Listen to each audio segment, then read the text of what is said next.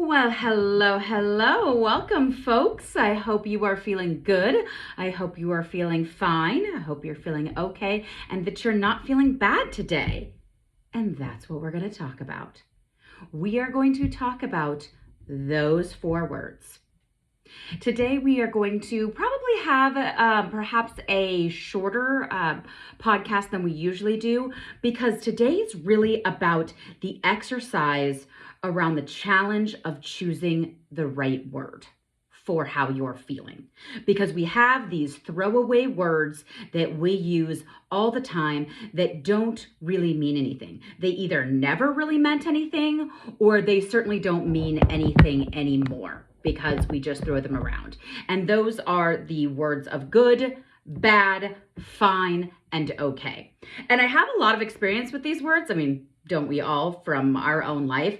But as a life coach, I have a ton of experience with these words, because at the start of my sessions, I will usually always ask my clients, how are you doing? And I will get one of those 4 words. It is very, very rare that I get anything other than those 4 words. And so I have to say, okay, what does that mean? Because I'll get a client that comes and I say, oh, how are you? And he'll say, good. And I'm like, this is a lie. Nothing about your body language, nothing about what you said, what happened there, what I watched go through your mind would have led me to good. So why did you choose that word? Why are we choosing these words that don't actually mean anything? And some of that we'll look at today may be societal pressures, norms. Got some interesting perspective when I was in Europe about this for Americans. Some of it is just lying, and some of it is because we no longer or never had the correct words for these feelings to understand feelings beyond the basic couple, right? They say that, there's hundreds and hundreds of words for how we truly feel, and we actually only have access to about 7 of them, right? We know, like angry, happy, sad, grief, maybe, good, bad, mad, horny, right? We just have a couple. So we're going to really dive into that today. And so I want to start with thinking about how often you use good, bad, fine, or okay. How often when somebody asks, are you using that? And yes, are you using that in the normal ways of the grocery store, right? I go to a cute local grocery store in my hometown, and they always ask, how are you? And so I say, oh, I'm good, or I'm fine, I'm okay. If I'm really, I usually say good. If I'm having a day that's going well, I'll say good. If I don't want to talk about it, I'll say fine. If I'm having a truly awful, terrible, horrible, no good, very bad day, I will say okay. I will very rarely say bad, because we are raised in this American society. If you are listening to this in America, we are raised in an American society that tells us that we are not supposed to share emotions with people. With any people, by the way. And if you do, maybe a therapist, maybe a coach, maybe your partner. Probably not your children. Maybe your friends, but probably not. And certainly not the person bagging your groceries. My God, you would never want to actually put on somebody how you are. And I take this for granted in my everyday life. I take this idea for granted of, somebody asks you, somebody you don't know or you don't know well, asks you who you are, and not who you are, how you are. Who you are is a much longer conversation, but they'll ask you how you are. And we just say, fine, good. How are you? Fine, good, whatever.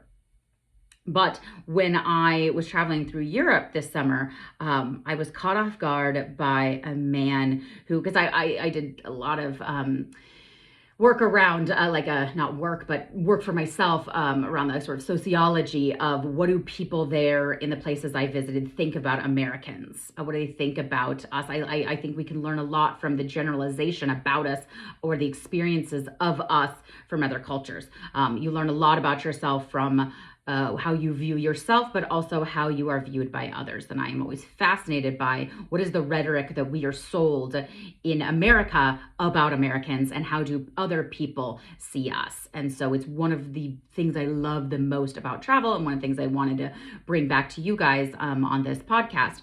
And so I was struck by I was lucky enough to meet a man who, in no sort of relationship way, just I met a friend when I was in Belfast, and I had told him that I wanted to take advantage of just trying new things. And he said, well, okay, then if you really mean it, me and some of my friends every summer, we rent a couple of boats, and we spend the weekend going down the Shannon River and going to all these small towns. And there's about 16 of us, men and women, all in their 30s and 40s. It's a great time. And it was. If you followed me on social media, you probably saw some of that. And I had some opportunity for really amazing conversations with these Irish men and women in their 30s and 40s, most of them married, children, about how they saw their country, how they saw other countries. And so I said, well, do you consider Americans nice?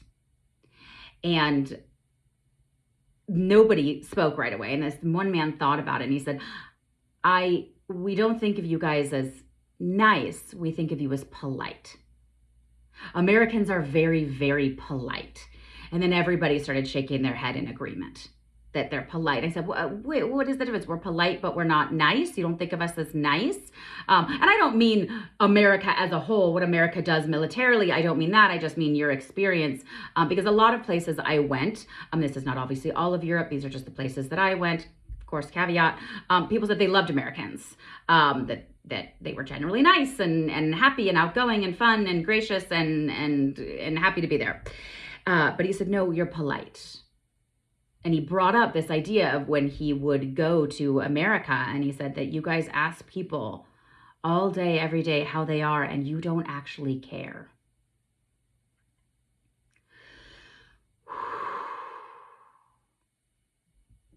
That was hard to hear. And he wasn't wrong. Well, he wasn't wrong in how it looked. We may care, but we don't societally give ourselves language for that, permission for that, time for that in our interactions. Time to be open, time to be truthful, time to be vulnerable. Everything is fast and clipped and polite. And I noticed this several times, and I keep asking people on my trip, what do you think of Americans? And they would say, oh, I think they're really nice. I said, do you think we're nice or polite? And they thought about it, said polite. Very, very polite. And that really got me thinking about this idea of how much time we spend asking people how they are and not wanting a real answer. And they know they are not looking for the real answer. We know they're not looking for the real answer. And it's not their fault, and it's not our fault. It's a society we have built around this. And maybe sometimes people do want to know, but that they're not expecting you to tell them, or there isn't time. Believe me, there's not enough time to tell the person helping me out at the grocery store how I truly am, what is truly going on for me. We feel like that's too much to put on them. We know that's not what they're actually asking. They are being polite. And so what I wonder about this psychologically is, what does that do to us if we are constantly being numbed out by lying about how we are? And by the way, I'm using the example of the grocery store. Where are examples in your life where a colleague asks how you are? You say, fine, okay, good, maybe bad, maybe. Your children ask, your parents ask, your partner asks. We just say, how was your day? Fine. We just say fine. Was it fine? It wasn't fine. Here's how I know. Fine is fucking bullshit. Fine is not an answer. Good is no longer an answer. Fine is not real. Okay is not real. Bad is no longer real. These are just words that we use. And sometimes we use it because we're lying. And sometimes we use it because we don't know the real word, or because we are not taking time to think about it. Because if people in society are not taking time to actually ask us, then Do we really take the time ourselves to ask ourselves? I've trained a lot of my clients now to sit down and say, hey, how are you? And they have to sit there and really, really think about it because they know I'm not going to allow the bullshit answer. So how are they really? What's the lexicon behind it? What are the words behind it? What are the actual fucking words to describe how you feel instead of the numbed answer? If we don't have to provide the answer for others, we often don't provide the answer for ourselves. And again, not saying I need to go into the grocery store and say how I'm really doing, but I need to know inside how I'm really doing. Even if I choose to give the bullshit answer, even if it's safer in my partnership or in my friendship or wherever, even if the bullshit answer is the safest, fine. But I need to know for me. Are you checking in with you? The other one that is just the most bullshit answer ever that drives me fucking nuts, and all my clients now know they're not allowed to say it, is busy. Because busy isn't an emotion. It isn't an emotion. Stop telling people that you're busy. What's another way you can say that? I stopped saying busy a long time ago and said, I'm overcommitted, right? I'm overcommitted right now. I've said yes to too many things. Let's be honest, sometimes my real answer is, I procrastinated for too long and now I have too much work to do and I'm using adrenaline to get it all done. I mean, I don't always express it in a sing-song, but I feel like it would be more accurate to the trappings and ridiculousness of what's going on in my mind if I did express it that way. So stop saying busy. And what do you really mean when you say good and bad? So for good, do you mean peaceful? Do you mean calm? Do you mean joyful? Do you mean happy? Do you mean content? Because once we can provide these to other people, we give them room to really start looking at what it is that they're really feeling in every moment. Whether they share it with us or not, we have to start the ripple, right? We have to be the ones. That's one of the reasons I know why you listen to this podcast. Because if you start getting some of these thoughts and answers and questions and looking into things, you can share it with the people around you. If you have children, my God, teaching your children to actually express their real feelings is amazing. You want to know how to fucking set your children up for success in the world? Teach them how to label their feelings now. Teach them how to label their feelings. There's so much more out there than mad, sad, angry, right? What is it they're feeling? And if you are thinking, oh, I feel bad, are you angry? Are you fearful, stressed, anxious, grieving, scared, worried, hopeless? Is it one of those words that really is how you feel in this moment? There are more than that. Those are just the ones that came to mind when I was thinking about doing this. Right off the top of my head. Are any of those the ones you really need to hear? You really need to feel? And in relationship, right? If your partner, if the person who was closest to you in your life could express that, how would that change and open up the conversation? Right? What would change about your interaction with your partner if you both didn't just come home from work and say, oh, it was busy. Oh, it was fine. Oh, it was okay. Maybe if they say it was bad, you ask a little bit more, but maybe you don't. And when we don't express our true feelings, then we don't allow for intimacy. We don't allow for true understanding. By the way, intimacy with other people or intimacy even with ourselves. We're gatekeeping from ourselves. And I will not let you live your whole fucking life and not know who you actually were or are. And having language around this is so important. So when my clients come in and they say, oh, I feel fine, I always think immediately, okay, they're not feeling. Fine is that bland, white bread, bullshit answer. I'm choosing not to feel. I'm choosing to give you an answer because you asked for it, but I am choosing in this moment not to feel. Okay? And when somebody says, oh yeah, I'm okay, I immediately think they're not okay. Not everybody, not every person in my life, but clients. I'm okay, right? Can you hear that? That they're not okay? That's what I often get. Yeah, I'm okay. I'm like, tell me what's going on. And they're like, well, and they're never, quote unquote, okay. So what are the real words?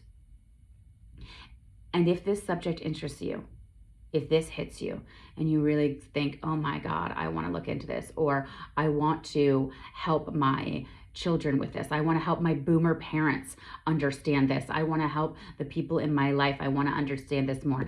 I could not possibly, as a human being, recommend this book more. Now, if you're watching this on YouTube, then I'm holding the book up now because I have a copy. It is Brené Brown's Atlas of the Heart. Mapping meaningful connections and the language of human experience. Here's what's so powerful about this book. You may or may not be a lover, devotee. You may or may not have a shrine to Brené Brown on your desktop like I do, but this book is very different than other books she's done. All her stuff is genius, amazing. You'll probably hear me talk, if you listen to a lot of these, about her quite often. But this book is so great because it's like an encyclopedia of feelings and emotions, which we all need because we're not doing it. We're not talking about it in society. So I recommend getting this book and looking through it just to understand yourself more, to understand your own emotions. She goes into the difference between jealousy and envy. We use those words wrong all the freaking time. They're very, very different words, but we don't know that. We're just told one is okay and one is not. Right? One of the things I learned so much about in Europe is that the language we speak affects the thoughts that we think. Right? There's going to be a whole podcast episode on that. The language we speak affects the thoughts that we think. So understanding more about the actual vocabulary and the words that we have access to, the words for the emotions we are having. When I give my clients more language around words, they're like, oh yeah, that's what I'm feeling. Shit, I didn't know I was feeling that. I didn't know it was like that. It's like a weight, like literally taking off of them when I can give them the actual words for how they're feeling. And then a whole other thing is to look at the somatics of it and where do those feelings live in our body. That is an entirely different podcast. But just starting with, what are the actual words you're looking for when you say good, fine, bad, or okay? Or another word, if there's another word that you use in your life that is a bullshit, throw away, lying, stay away from me, shield word. What is it? Why is it? And what is it covering up? I hope this helped. And let me know in the comments, let me know on social media, or email me and let me know how this affected you, how this has helped you, and what you're thinking about going forward, because I always love to hear from you. Stay safe, everyone. Bye.